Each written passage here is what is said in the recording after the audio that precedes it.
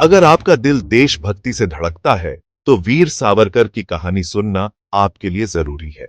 वीर सावरकर एक ऐसा नाम जो भारतीय स्वतंत्रता संग्राम के इतिहास में स्वर्ण अक्षरों में लिखा गया है। उनकी कहानी न केवल प्रेरणादायक है, बल्कि हमें यह भी सिखाती है कि सच्ची देशभक्ति क्या होती है।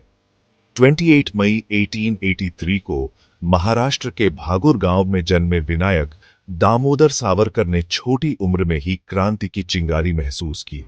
उनके बचपन के दिन साधारण थे, लेकिन उनके विचार असाधारण थे। वे हमेशा से ही अपने देश के लिए कुछ बड़ा करना चाहते थे।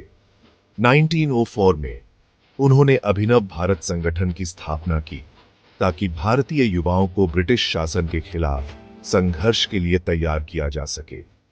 यह संगठन जल्द ही स्वतंत्रता संग्राम का एक महत्वपूर्ण हिस्सा बन गया। 1910 में उन्हें गिरफ्तार कर अंडमान के काला पानी जेल भेज दिया गया, जहां उन्होंने 11 साल तक अत्याचार सहे। इस जेल में रहते हुए उन्होंने अपने अदम्य साहस और धैर्य का परिचय दिया।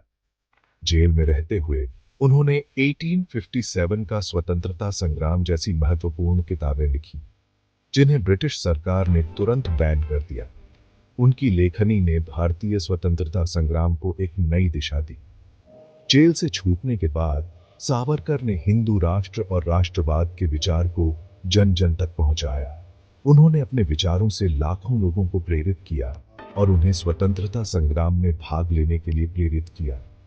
उनका जीवन देशभक्ति और विवादों से भरा रहा, लेकिन उनका योगदान अमर है। वे एक ऐसे व्यक्ति थे जिन्होंने अपने जीवन को देश के लिए समर्पित कर दिया। वीर सावरकर एक ऐसे क्रांतिकारी जिनकी कहानी हर भारतीय को जाननी चाहिए। उनकी कहानी हमें यह सिखाती है कि सच्ची देशभक्ति का मतलब क्या होता है और कैसे एक व्यक्ति अपने देश के लिए सब कुछ त्याग सकता है।